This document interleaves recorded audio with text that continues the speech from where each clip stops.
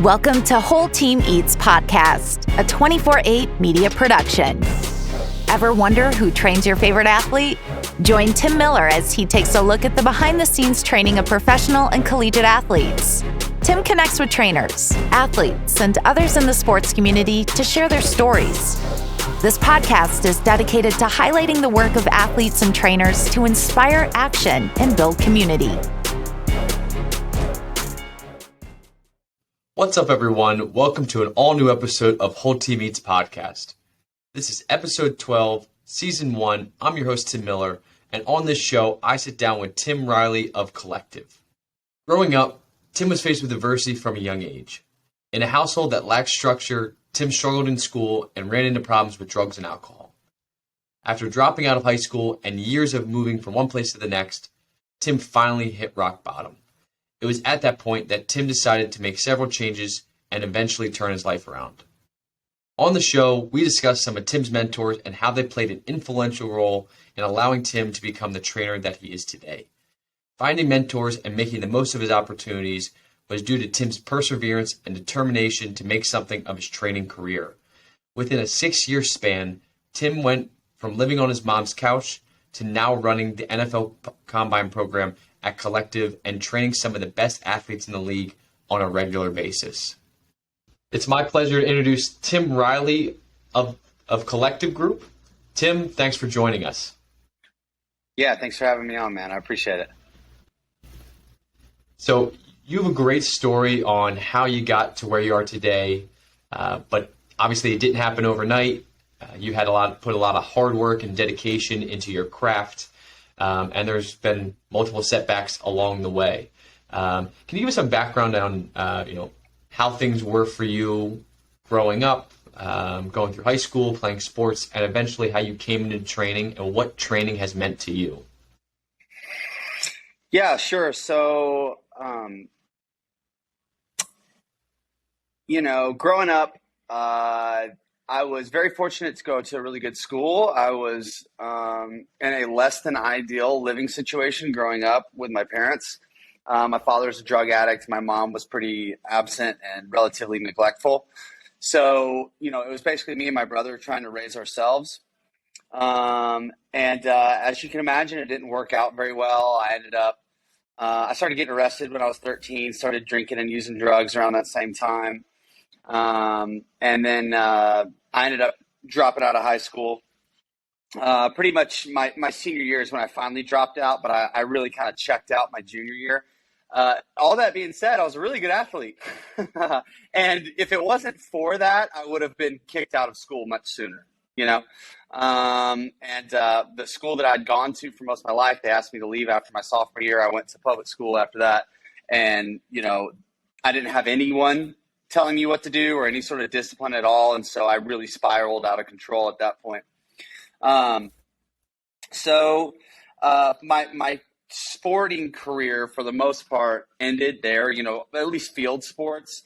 I'm a former national champion in jiu-jitsu, and I did that when I was a kid growing up. And I tried to pick that back up in my early 20s and had a few semi-pro fights. And I still wasn't to a place where I was grown up enough to be dedicated enough to actually take it seriously. And also, I don't know when the last time you got punched in the face was, but that shit sucks. So I'm definitely a lover, not a fighter.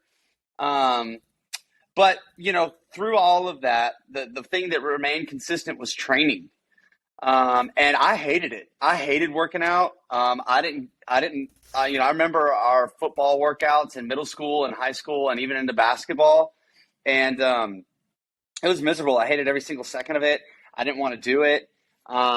And it was only after I stopped playing sports, pretty much at the end of organized sports in high school, at the end of my sophomore year, and I'm supposed to be starting varsity football and basketball, and I was like, my grades weren't good enough. I wasn't able to play, and I didn't care, but what I did care about is I wanted to get a girlfriend.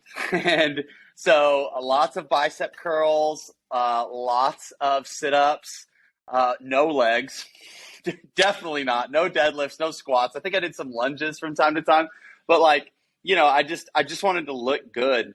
Um, and then when I got into MMA again and I started fighting, it went from just like, how can I look good to how can this help me perform?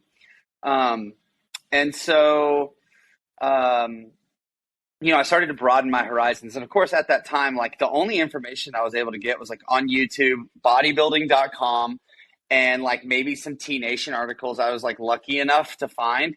And then like, of course, like at my local YMCA, there was this guy. He stuck out like a sore thumb. He was a West Side Barbell guy, and he's like benching over 400 pounds on a regular basis in there. And like, so I'm like picking up tidbits from him. But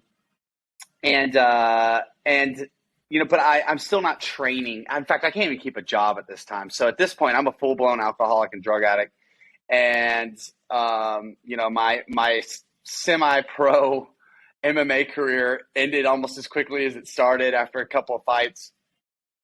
And I pretty much just spun my tires going from job to job, relationship to relationship,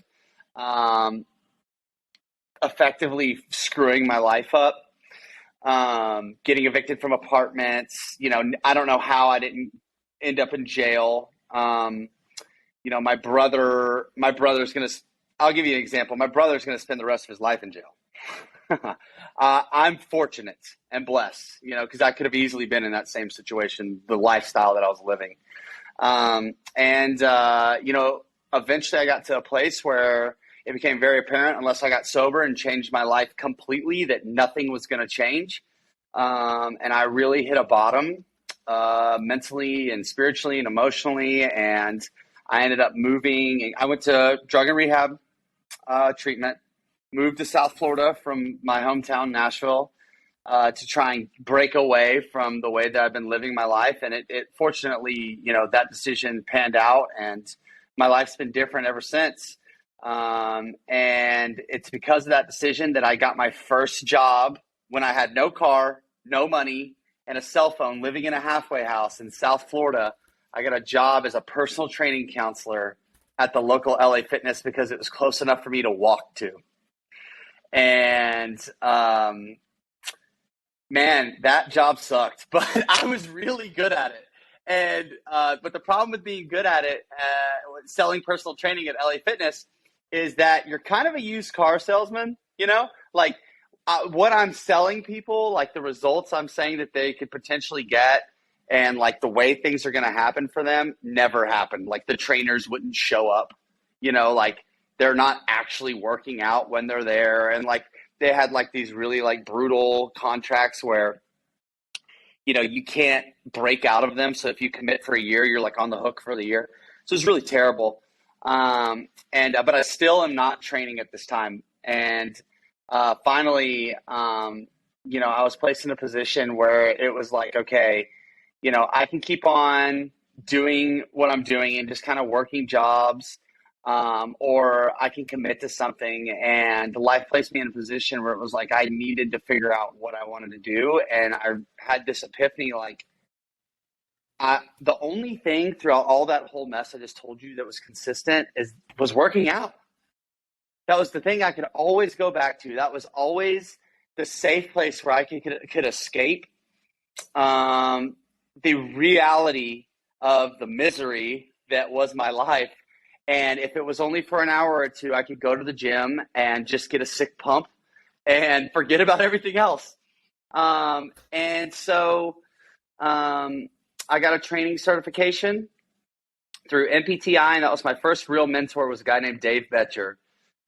Brilliant. He's a former Harlem Globetrotter. He played overseas, professional basketball, and he had his PhD in exercise science. And that was the first person who really formally gave me an opportunity to learn from. And then I started training. And so that was 6 years ago, and in those 6 years since I started training, I've gone from working in a strip mall gym in a place called Tomball, Texas. And if you don't know where that is, it's because you shouldn't know where that is. It was a shithole, right? It was not a great experience. And then I started my own private personal training business. And then I started working for Villa Sport. And then life threw me a curveball. I had an opportunity to move to Austin, Texas, and I accepted a management role at Lifetime. And I was there for 3 years as the personal training manager. So I was training and hiring and managing and selling training. And then most recently, and I'll put a bow on this long story, because of my time at Lifetime, I was able to meet some of the people at who are the founding ownership group here at Kollective. And I saw that they were opening a gym, and I slid in the DMs and I said that I want in. And a gentleman named Jeremy Hills, he's one of the people who founded this gym and / company that I'm with now, Kollective. And he had a prolific NFL in-season and off-season training program. And I told him that I wanted to take that over. And I've since done that. And my official title now is Director of Sports Performance at Kollective in Austin, Texas. We're opening up another location 15 minutes north of here. And our next location will be in Nashville, Tennessee, which is kind of a full circle moment for me because, that's where it all started for me. I hope that didn't take too long, but that's the origin story in as broad and as quick of terms as I can put it. First off, that's an incredible story, right? You have gone through pretty much anything that someone can go through, from how you grew up to all the obstacles that were kind of thrown your way, how you overcame those obstacles. And like you said, things could have gone a lot different for you. You're fortunate enough to kind of break through those barriers and that life gave you, and you were able to keep pushing in the right direction. And as you just mentioned, training and working out has always been that one constant that has propelled you forward. So you have kind of latched on to training as that outlet for you. It's been kind of a guiding resource or a guiding light for you to kind of push you in the right direction. You made a decision to take a leap of faith and move from Nashville down to Florida. And then obviously, you've moved to Austin, Texas since then, and it's really panned out for you. But not everything was just luck, right? It took a lot of hard work on your end, a lot of dedication, a lot of time to kind of break the old bad habits that you were used to at that point without a lot of guidance along the way. So, really hats off to you for being able to get to where you are today. You said 6 years in your training career. It might sound like a long time. That's not a long time at all for your transformation of where you started in a strip mall to where you are today at Kollective. And you're not just anybody at Kollective. You are the lead of, some of the NFL programs. So combine training, in season, off season. I think everything along the way has taught you a different lesson, and you've learned from those lessons and kind of put it all together and said, here's what I learned. And maybe at LA Fitness, it sucked kind of pitching these contracts of year-long contracts, but it allowed you to kind of, working away in sales and kind of move your way up the ladder to the Kollective group, which has a great founding, couple of founding partners there, and obviously a great talented client base with a lot of professional athletes. I did want to go back and, there always seems to be that one guy at the YMCA that you get tips from and you start out, and a lot of people come into training because they want to, look good, or it's not always what they say. Okay, I love training from age 20. I want to keep going at this for the rest of my life. It kind of finds you in a way, in which it seems like it did for you. But could we talk about a little bit more now, where you are at Kollective, what you're doing, how that transformation in just your time at Kollective has been? So now you're working with NFL in season, off season, and really you're taking over the combine training. Did you do that this year, or is next year your first full year in charge of combine? Yeah, so it started off as kind of like a prove it intern role where I wasn't getting paid for the time that I was working. I was getting paid from the clients that I got, my Gen Pop clients. But the in season, my first off season, and then the following in season, all the guys I worked with, I did all that for free. And I used it as an opportunity. At first, Jeremy Hills, it was his program initially. And, as I said before, when I came on board, I told him that I want to take the program over and I want to be leading it. It gave me an opportunity to let him drive for a bit. And then once I saw the way he was doing things, the things that he was successful with, and then I was able to lean on my experience and what I've learned through, practical experience with myself, with athletes that I've trained in the past, in combination with just all my years of training. It didn't take long before I was like, hey, I'm ready. Let me drive the ship. And fortunately, he was able to do that. He was able to sort of like turn it over to me, and it's gone really well. Recently, this most recent off season, we actually brought on someone else too, and his name's Mo Wells. And we had some pretty big name guys. Some of the guys that he brought over are Jamar Chase and Leonard Fournette, DeAndre Swift. So big time stars in the NFL. And he was responsible for all the field work and sprint training. And then I covered up everything on the other end of the spectrum with strength and conditioning, right? And so that's been the evolution where it was like, I was essentially proving that I'm capable of doing this, to leading it all by myself, to now we doubled the size of our in-season and off-season program with the addition of Mo.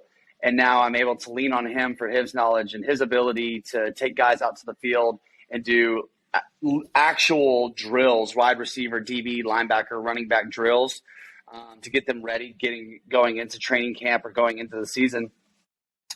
And then when they leave the field, they can come in and I've got the workout ready to go, and I can be nimble and agile based on the amount of intensity or the intensity that they had that day or how much sprint volume they accumulated. And so, it's a startup. It is a startup, and it's a, first and foremost, it's a business, it's a startup. And so, that's a lot of change since, and, when I walked in here, it was July of last year is when all this really began. That's a lot of change in a short amount of time. But, to your point, I think a lot of the experience that I've had throughout the course of my life has shown me that so much about being a coach has so little to do with coaching. And I mean, programming and numbers and sets and reps. What I've found to be more useful and what I believe has allowed me to be in the position that I'm at today after just beginning my training career 6 years ago is being willing to be nimble, is being able to put myself in a position to be successful, and being willing to collaborate with others towards a common goal. So yeah, and then as far as the combine goes, last year it was just me, and then I reached out, and that's another thing. I'm not afraid to ask for help, and I'm not afraid to reach out to other people who I think are better at me or have a better understanding of something than me, and drawing on their experience and trying to learn from them so that I can be more effective. And if you, it's hard to learn something if you've already got it all figured out, So this first draft prep process that we had at Kollective, I reached out to Daniel Bach. He's also known as Jump Science, incredible coach, brilliant. And he and I partnered together where I did most of the strength work leading up to the combine. He did most of the drill specific and speed work, and it went really well. This year, because of the partnership that we now have with Mo Wells, myself, and another strength coach that he's worked with for years named Jordan Bush, the three of us are going to be manning the draft process because we're going to have upwards of 30 guys. Wow. They've successfully had 4 previous draft classes, which out of any other facility in the country or location, the draft class that they put out over the previous 4 draft classes have been top 5 in the country. So I'm super excited to partner with them and learn from them as well, and then also obviously play a super active role. So yeah, it's that was a lot, but It's been a lot, and there's been a lot of change, and certainly things just keep getting better and better. Yeah, and we hope that it keeps getting better, right? Obviously, you're going to have setbacks along the way, but you're obviously on the right track. You started in a strip mall training. Obviously, no one should ever go to where you started, as you mentioned. But Kollective is more than just a gym, right? There's a lot to it. There's a lot of big time athletes there. And just out of curiosity, do you feel any added pressure when you're working with some of these big time athletes or other clients that you may meet in there? Or is it kind of natural at this point and you say, over your 6 years of training, you have a feel for it at this point, and you've learned from some of the best, as you said, you kind of take in what others are willing to teach you. But how is it dealing with some of these big time athletes that you're watching on Sundays in the NFL?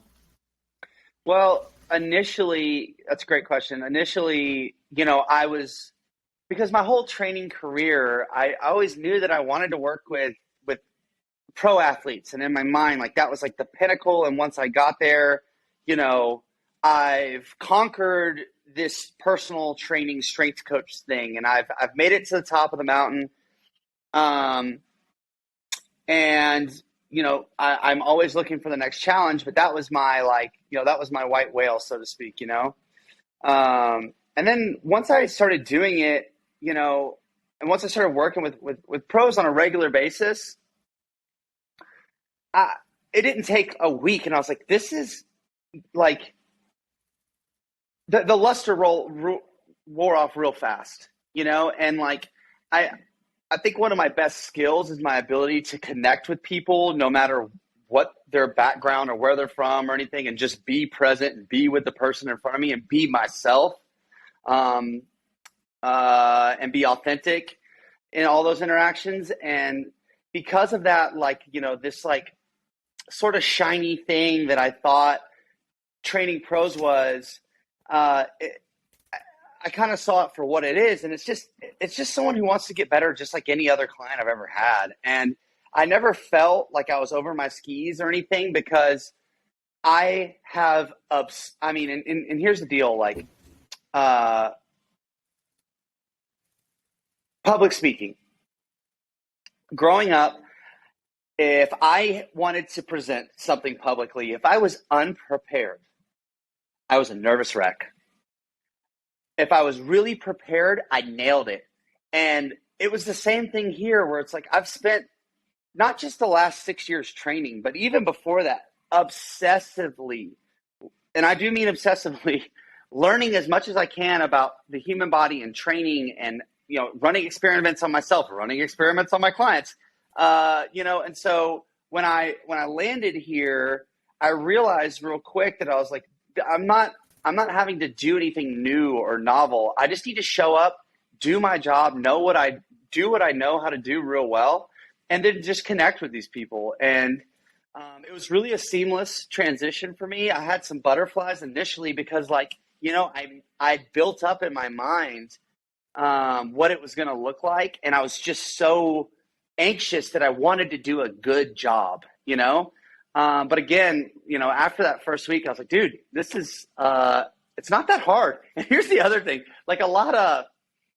it's really easy to train elite athletes. It is. It's not hard. They adapt so quickly, and you can say, hey, let's not do it like that. I want you to try and do it this way and see if you can feel this sensation, right? And they just pick it up. It's actually much more difficult to coach Gen Pop than it is these elite athletes. And so, yeah, I think it felt as natural as it possibly could have, I think.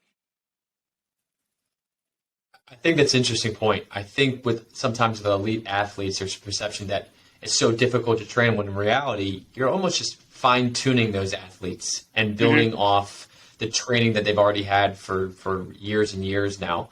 When in Gen Pop, you're kind of building from the ground up. So it can be more difficult and time-consuming to train some of those folks. So you're at Kollective, you're working with these big-time athletes. It's kind of the pinnacle of the training in your mind, but you're realizing that it's not what you perceived it as, and it's just like any other athlete.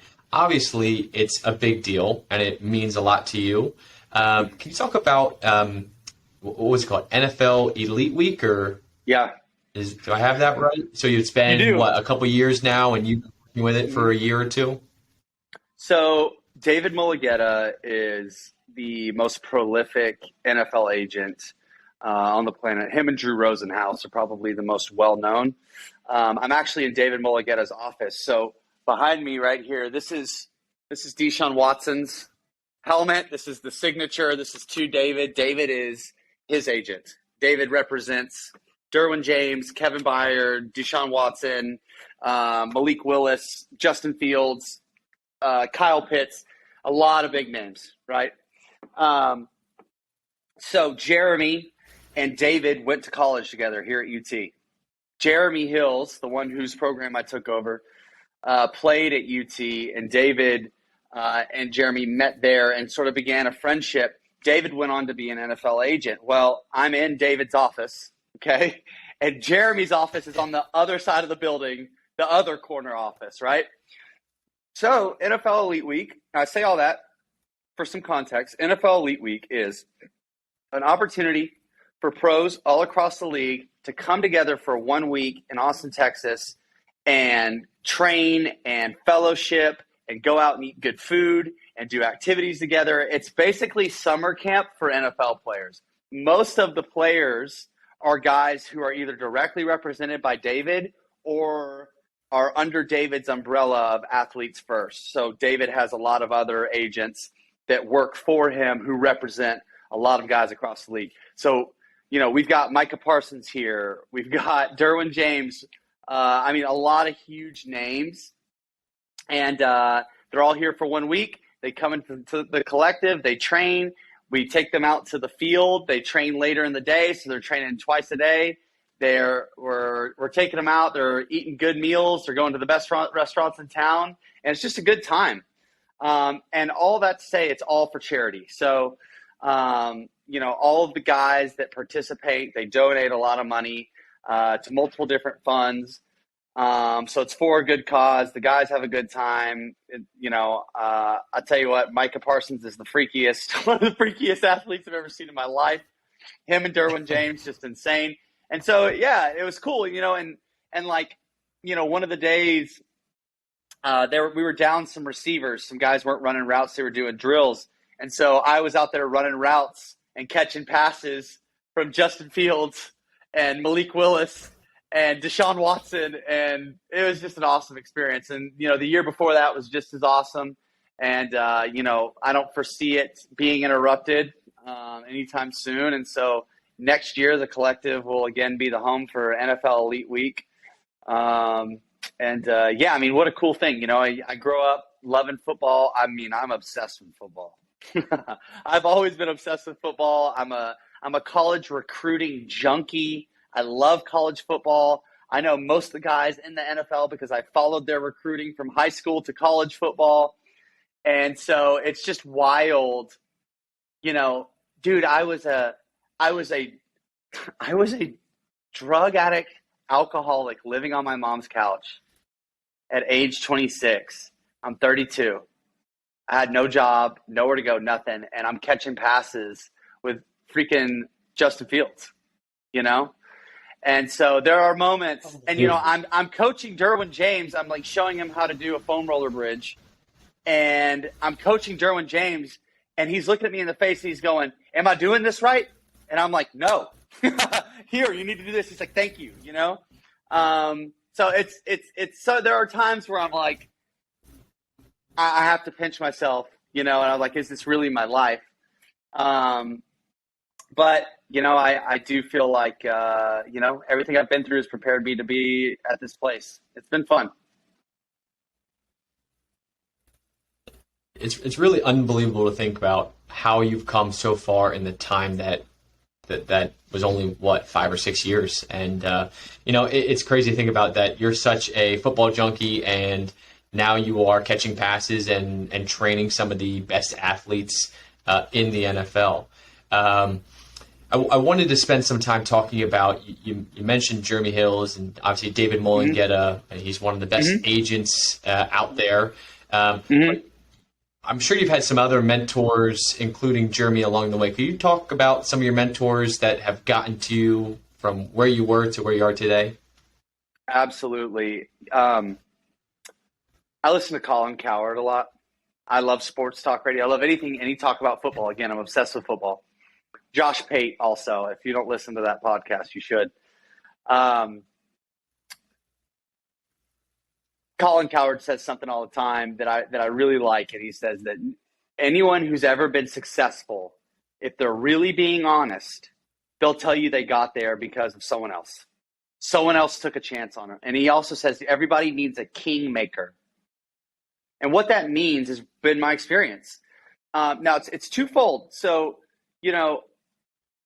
my mentorship and the people who have brought me along and sort of been a part of this growth for me, I had to reach out and I had to make the effort and I had to come to these people with some humility and say, like, hey, I don't know. I want to know. I think that you know. Are you willing to show me? I'm willing to do whatever it takes for you to do that. And the first goes back to getting that personal training certification at MPTI. I went to I said, who's the most successful trainer here? And my instructor said, oh, well, that's Marco. I said, where's Marco? He said, that's Marco right there. I said, thank you.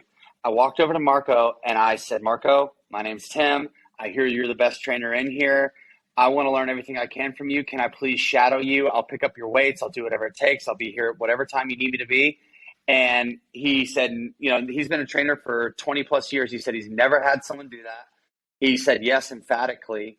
And I got up at 4:30 a.m. and I worked with him and all his clients and picked up all their shit and was running the sessions for him so he could sit back and relax.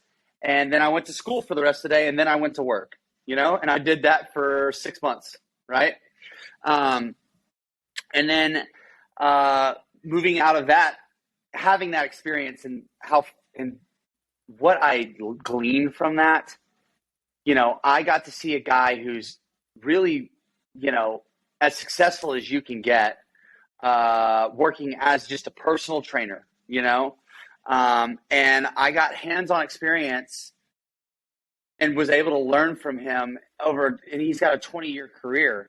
And that just catapulted me, from being just like this person who likes to train, who got a good certification at National Personal Training Institute, to someone who's got some real world experience working with clients and seeing what works and what doesn't and how to interact and how to be organized and how to show up and how to be professional.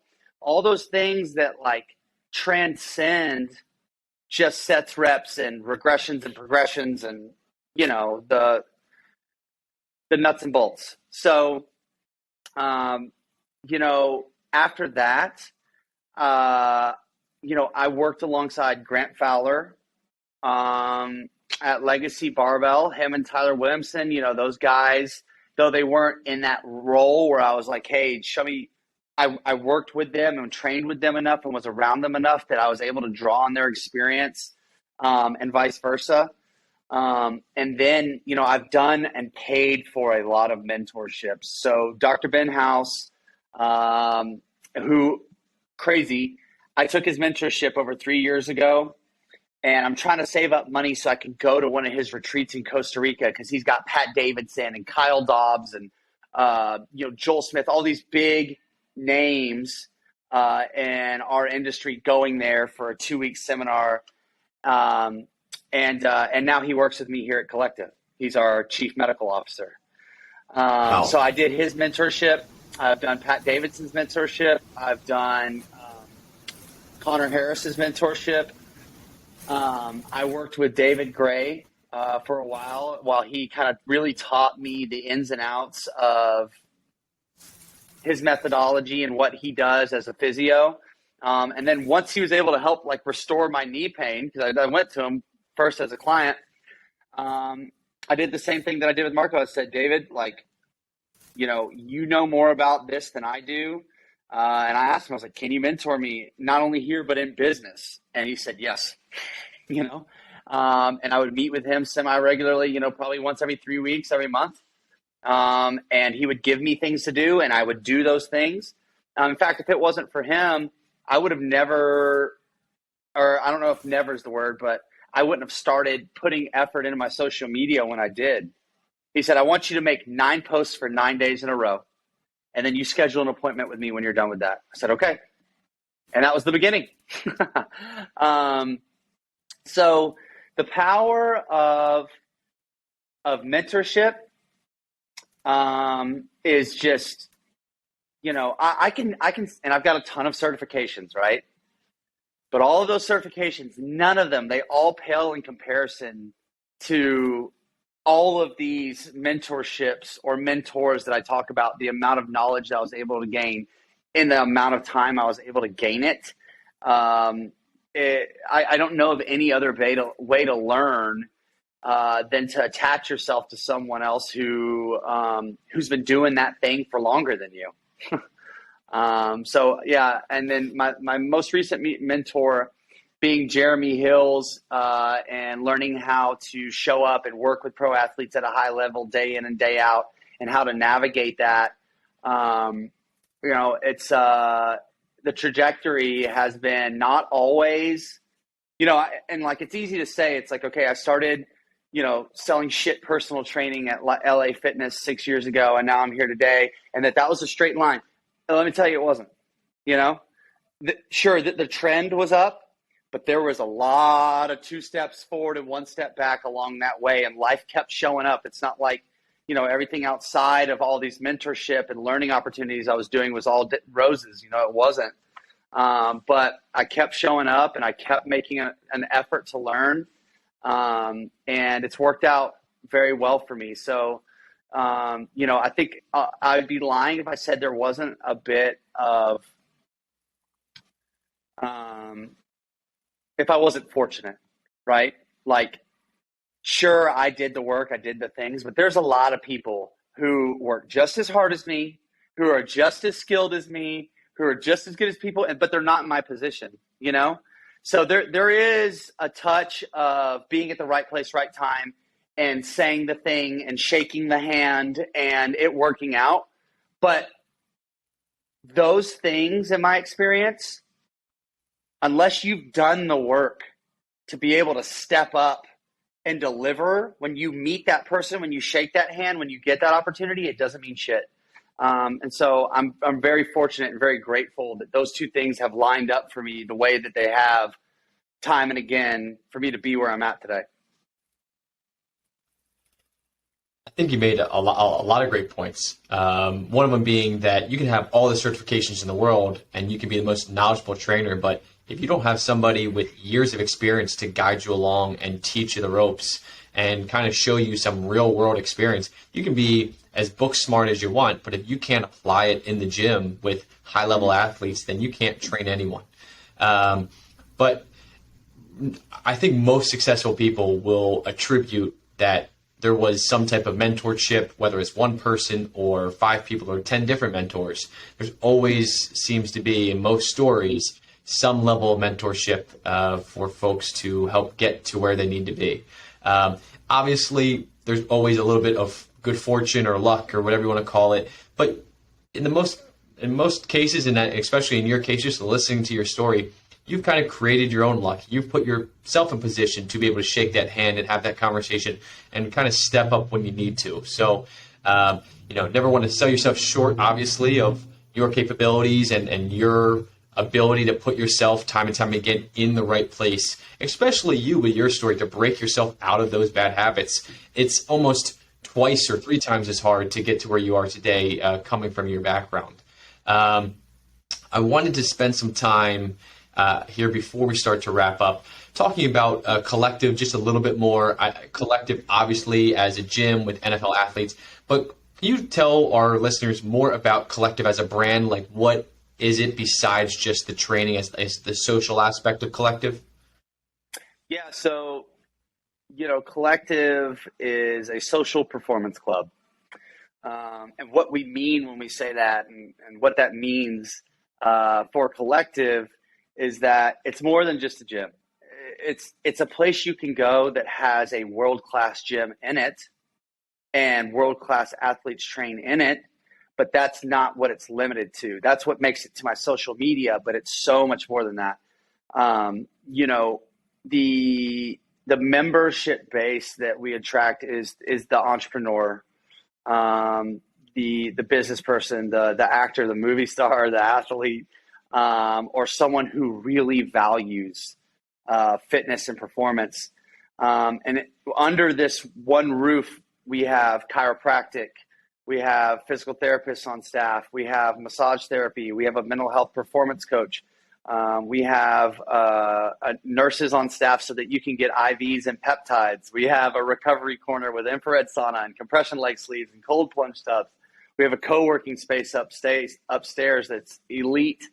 You know, we've created a community of like-minded people who are high performers, not just, you know, in one area of life, but people who want to be high performers in all areas of life. And it's really been a special thing to be a part of. You know, dude, when I started here in July, it was just a big room with a couple of racks and some racks and dumbbells and a few kettlebells. And now this place is almost entirely built out. We've got over 420 members, and we're capping our membership at 500. And we've already got another location in Austin. We've got a location that we're going to be opening in Nashville. So it's, you know, it's been, and, you know, in Austin's one of the fastest growing cities in the country, has been for years, still is. And it's a tech mecca.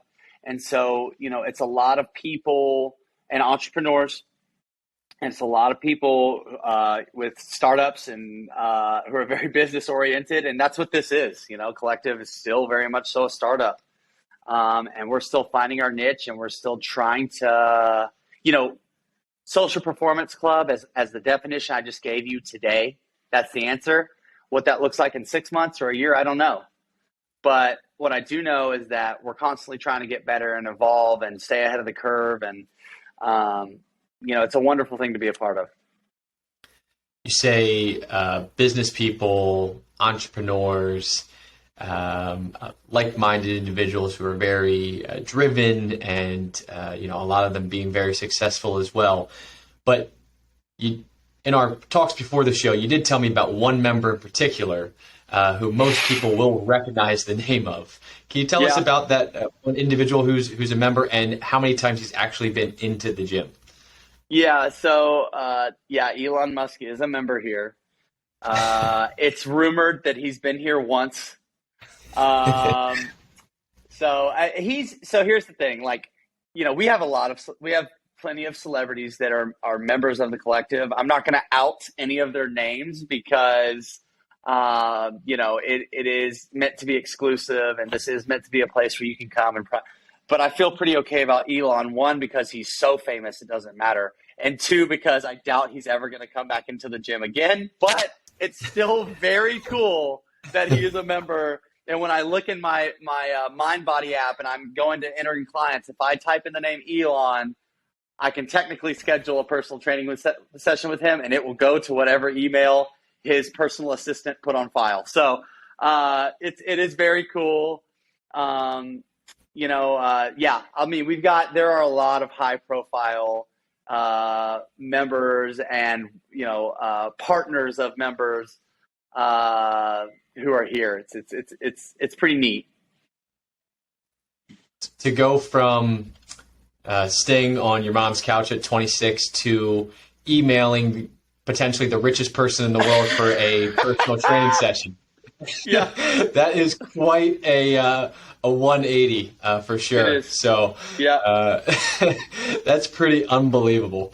I think we've kind of covered most of your backstory and transition from all your different avenues of training at this point.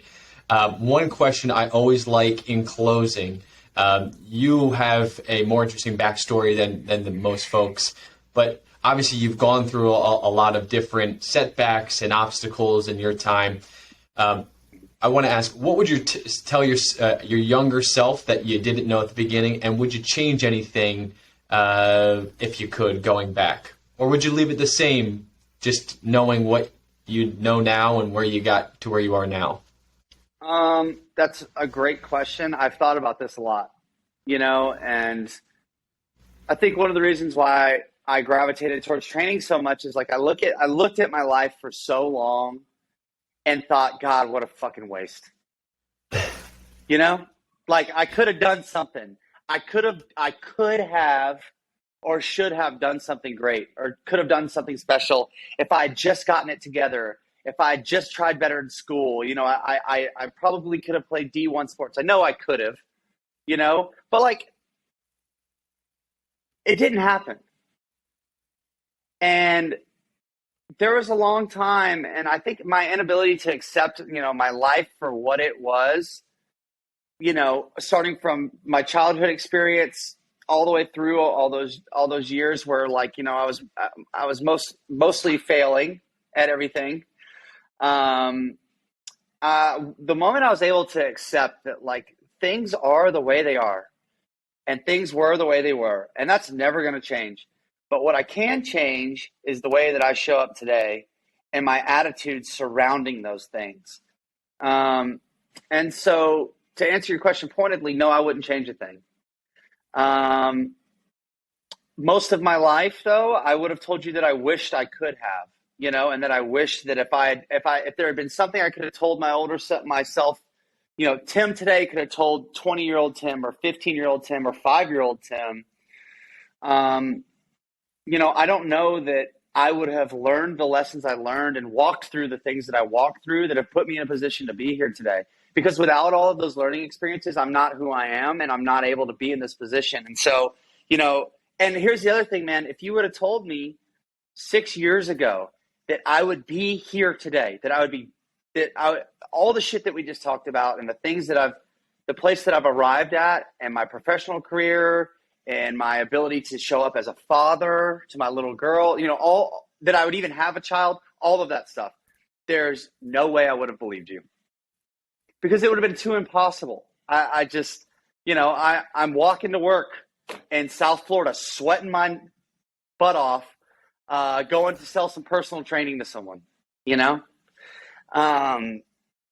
but all that stuff that I've gone through, even that experience in of itself, all of those things have prepared me and pushed me and nudged me and made me uncomfortable. And then, accepting all of that stuff has been the turning point of being able to do something about it now today and show up the way that I show up now. So long answer, short answer. That's the long answer. Short answer. No, I wouldn't change anything.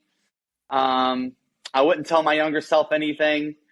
It's all worked out, I think, the way that it was supposed to, obviously, because here I am. So, yeah, I think that your experiences kind of shaped the person you are today.